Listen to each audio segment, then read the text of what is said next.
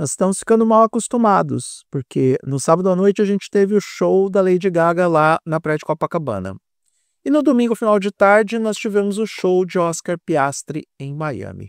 O piloto australiano venceu o GP lá oh meu Deus, do Balneário Camboriú do Norte, como algumas pessoas gostam de falar.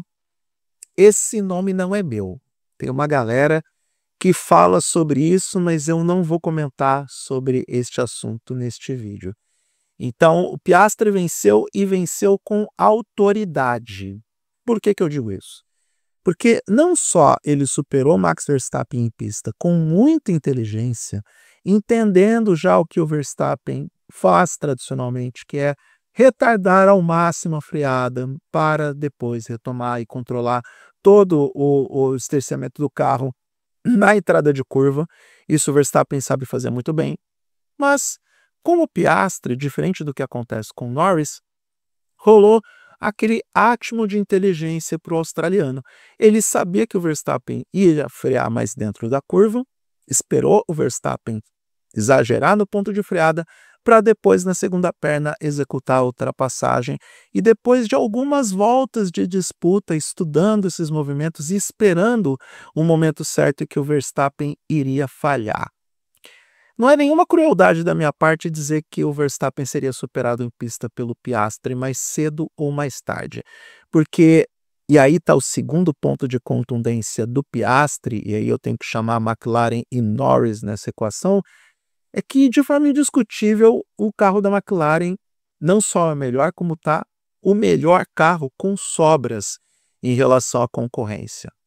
A diferença, senhoras e senhores, foi e eu vou consultar aqui os dados da prova, a diferença, levando em consideração que o Norris chegou 4,6 segundos atrás do Piastri, foi na conta de padaria, 42 segundos da McLaren para o primeiro carro que não é McLaren, no caso George Russell, Mercedes, que chegou na terceira posição. 42 segundos de diferença.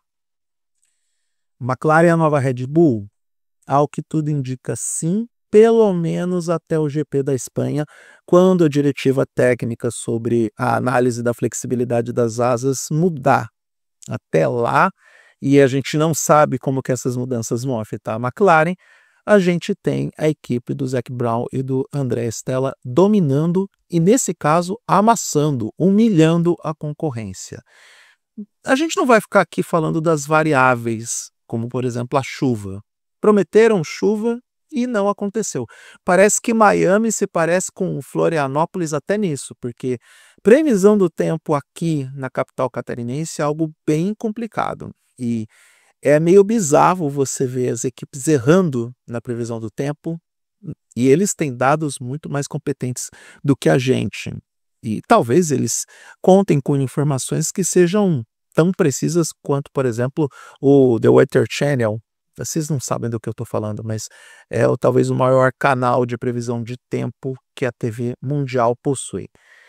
De qualquer forma, todas as equipes erraram, a chuva não veio e a gente não pode contar com essa variável para saber se seria mais complicado ou não para a McLaren. Na minha modesta opinião, não, o resultado seria o mesmo.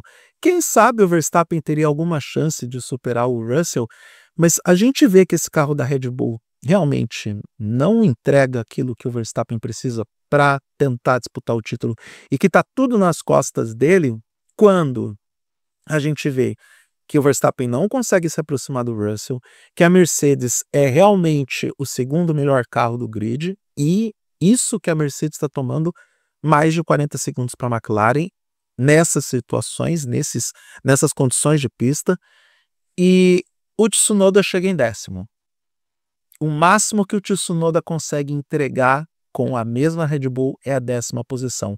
O Tsunoda é o desempenho real e prático que a Red Bull entrega nesse momento, e eu entendo perfeitamente o desespero do Christian Horner, do Helmut Marko e de todos os envolvidos, porque não será surpresa de verdade se o Verstappen acionar a cláusula de performance dele Ainda mais com a situação cada vez mais plausível e possível do Russell superar o piloto holandês na pontuação do campeonato de pilotos. Não será surpresa se isso acontecer mais cedo ou mais tarde, ou talvez mais cedo do que a gente pode imaginar. Antes mesmo de continuar esse vídeo, eu vou deixar bem claro para vocês que eu não vou falar da Ferrari nesse vídeo. Eu vou dedicar um vídeo inteiro para falar da Ferrari, porque aquilo é uma zona.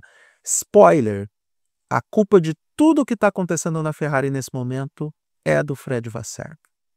Não existe outra pessoa a quem culpar, mas eu vou deixar tudo isso para o vídeo dedicado. Destaque para Williams, que colocou os 2 carros na zona de pontuação. O Albon terminou na 5ª posição e o Carlos Sainz, até o momento que eu estou gravando esse vídeo, terminou em 9º. Por quê?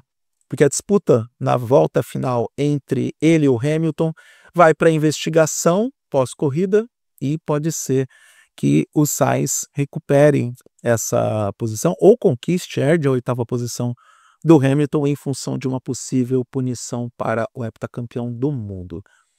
E numa prova que para muitos imaginavam que só através da chuva ela seria salva, não. A prova de Miami se salvou sem chuva, e não foi só nas posições da frente. Nas posições intermediárias nós tivemos algumas disputas bem interessantes. E deixa eu comentar algo muito rápido antes que eu me esqueça, até mesmo antes que eu termine esse vídeo. Então, para os fãs de Max Verstappen que entendiam que ele seria punido se ele fizesse exatamente a mesma coisa que o Piastri fez com ele na prova lá da Arábia Saudita, esses fãs caíram do cavalo. Por quê? Porque o Verstappen fez exatamente a mesma coisa na largada, não tinha obrigação de dar espaço para o Lando Norris, até deu um chega para lá no piloto britânico e ele não foi punido. O Norris saiu da pista e não teve punição para o Verstappen. De novo, crianças, fãs de Max Verstappen que estão reclamando até hoje. O Piastri não foi punido pelo movimento, porque, de acordo com o novo regulamento, o Piastri podia fazer este movimento de não dar espaço para o piloto que está de fora, porque a tangência da curva, ou a preferência de tangência, era dele. Da mesma forma como o Verstappen fez hoje, ele não deu espaço para o Norris, porque a preferência de tangência é dele. Por isso o Verstappen não foi punido. Ah, mas puniram o Verstappen na Arábia Saudita. O Verstappen foi punido na Arábia Saudita porque, ao sair da pista, ele obteve vantagem em relação ao carro que vinha na 2ª posição e não devolveu a posição. Algo que o Norris fez na mesma situação. Ele saiu da pista, obteve vantagem e devolveu a posição, tanto que ele foi cair para 5º, 6º, e isso faz com que a gente tenha que ilustrar para vocês porque que um piloto é punido ou não. Mantenho a mesma posição do GP da Arábia Saudita. O Verstappen foi punido naquela situação porque não devolveu a posição, e se ele tivesse devolvido a posição, quem sabe ele teria uma melhor sorte na prova de Jeddah. Dito tudo isso, veja como são as coisas. O mesmo movimento aconteceu, o mesmo Verstappen fez o movimento e não foi punido. Ficou claro? Eu estou falando isso porque eu passei as últimas 2 semanas literalmente testemunhando os PowerPoints, as frames, fotos mostrando que, meu Deus, o Verstappen estava na frente mesmo pelo lado de fora.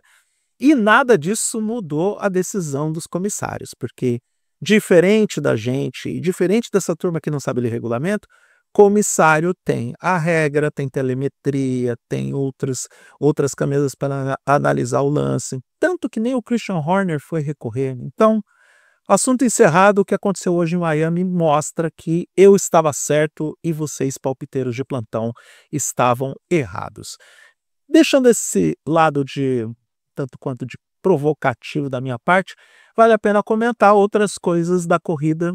E, de novo, só vou falar da Ferrari num vídeo dedicado. O Hadjar fez uma boa prova pela Racing Bulls, mostrando que realmente, olha, tudo bem, nosso amigo Liam Lawson teve problemas, mas ele não foi feito para a Fórmula 1. Ele não foi feito para pilotar a Red Bull, ele já não tinha bons resultados antes dessa decisão acontecer, e agora na Racing Bulls ele continua com uma inconstância e inconsistência, enquanto que o Hadjar entrega sim um melhor desempenho. A Alpine fica com gosto agridoce no GP de Miami, porque estava entregando um bom desempenho nas últimas etapas, mas o Pierre Gasly ficou na 13ª posição, atrás do Ocon, e a briga particular entre os dois continua turbinada, mas não foi muito além disso. E o Nico Hülkenberg na 14ª posição com a Keke Sauber, e a gente agora tem uma impressão real do que esse carro da Sauber, que vai se tornar Audi no ano que vem, é capaz de fazer, pelo menos por enquanto, porque Gabriel Bortoleto teve sim um bom final de semana. Quero ver o que os críticos de plantão vão falar do menino Gabriel, porque largou na frente do Hülkenberg, entregando o seu melhor final de semana em treinos esse ano, e só foi obrigado a abandonar a corrida porque teve problema no motor que não é assinado por Bortoleto e sim pela Ferrari. Sem falar que eu desconfio que a estratégia da Sauber iria ferrar de novo com o Bortoleto, colocando os pneus duros, fazendo a troca para os pneus duros numa janela mais cedo do que os pneus médios poderiam aguentar. É claro que aí eu estou dando apenas o meu palpite, diferente dos especialistas de sofá que fazem afirmações implacáveis contra Gabriel Bortoleto, estou dando o meu palpite aqui. Acho que a estratégia que a Sauber jogou para ele dessa vez ia dar errado de novo, mas segundo palavras do próprio Bortoleto depois da corrida, a Sauber estava com ritmo para pelo menos chegar na 13ª posição, atrás do Esteban Ocon, na posição Ocon, atrás do Esteban Ocon, na posição que o Gasly ocupou, ou no máximo na posição que o Hülkenberg ocupou no final da corrida. E é isso, não temos mais grandes destaques para falar do GP de Miami. Foi uma prova muito divertida, para mim a melhor corrida do ano, conseguiu superar outras etapas, conseguiu superar, sei lá, a Arábia Saudita, por exemplo.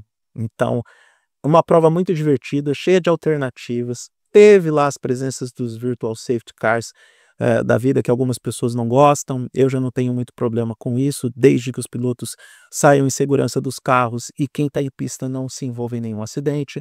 Então, olha só, para uma corrida que agora tem uma longevidade no calendário, vai até 2041, como é fácil, né, você por enquanto ser dono da categoria e ser dono do espaço onde a corrida acontece. Isso facilita muitas coisas para a organização da Fórmula 1. Então, Miami mostra mais uma vez que é um lugar bem interessante para acontecer uma prova da temporada do Mundial de Fórmula 1. E antes a gente via com certo ceticismo de uma pista em torno do Hard Rock Stadium, um estádio do Miami Dolphins da NFL. A gente não concebia muito bem essa ideia de ter um circuito naquele entorno, naquele espaço. Olha só como são as coisas. Mais uma prova muito interessante em Miami. A prova do ano passado, que deu a primeira vitória para o Lando Norris, e olha como várias coisas aconteceram entre a primeira vitória do Lando Norris e um ano depois, onde a gente levanta dúvidas se ele pode disputar o título mundial, onde a gente questiona a capacidade dele de processamento mental em relação às ações com o Verstappen. Mas no ano passado já foi uma prova muito interessante, com alternativas, com polêmicas, também com safety cars, com Norris favorecido pelo safety car, tal e como aconteceu na corrida sprint de ontem. Ontem, na verdade, sábado. Esse vídeo vai na segunda-feira, às 10 da manhã, ao ar neste canal. Então, vamos ficar com Miami por bastante tempo e isso é bom porque as provas que estão acontecendo por lá são provas bem disputadas e bem interessantes, pelo menos nos últimos 2 anos. E é isso. Essa é a minha visão sobre o Grande Prêmio de Miami de 2025. E amanhã sou eu falando durante 10 ou 15 minutos sobre a dona Ferrari. Fred Vasseur, o senhor é um mentiroso. E é isso.